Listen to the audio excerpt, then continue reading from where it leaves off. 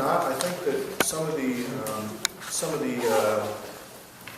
bills that address maybe a single topic will be coming out more rapidly than those that address a number of different topics in the bills.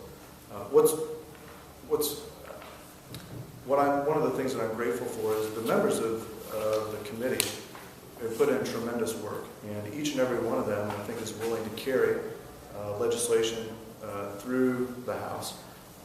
Representative Antoni obviously has already done so with tremendous success.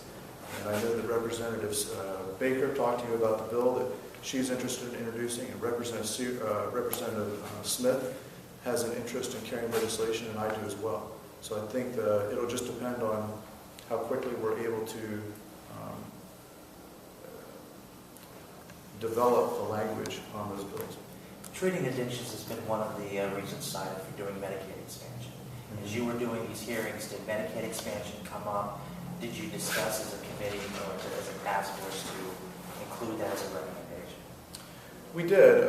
Medicaid expansion did come up in the committee process. However, that obviously is a topic that's rife with emotion. And we chose in this committee to try to stay on task with what we had been charged with, was to address another significant problem of epidemic proportions, which was the opioid addiction epidemic. And we chose to stay focused on that, and the chairman's report reflects that. Could any of these ideas be incorporated into some of the reform bills that the House Republicans have been talking about in terms of Medicaid? I certainly think they could. We do have some work to do with regards to the Medicaid system and the way that it works to treat addiction. Just go back to those 5 elements that we talked about, and integrating those 5 elements. Certainly we want Medicaid to be able to do that. Can I Yes, Representative Antoni, please. as Representative Sprague said, we heard from people their views about how Medicaid might and does dovetail with what we're talking about. But I really think in general what happened, and we've talked about this before, is this level of awareness and understanding of the need for treatment, how addiction affects people.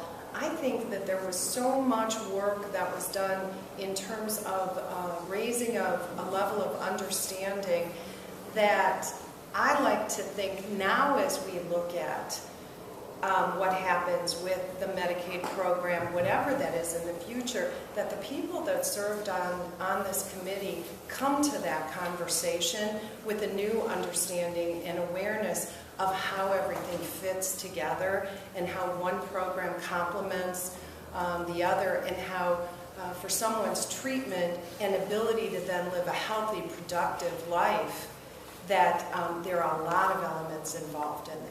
So I think that level of awareness really was raised. Would any of you say that what you heard in this committee changed your position on Medicaid expansion, depending on what side you were on? No. My opinion was not changed. I supported it going in, and it was reinforced for me, for sure.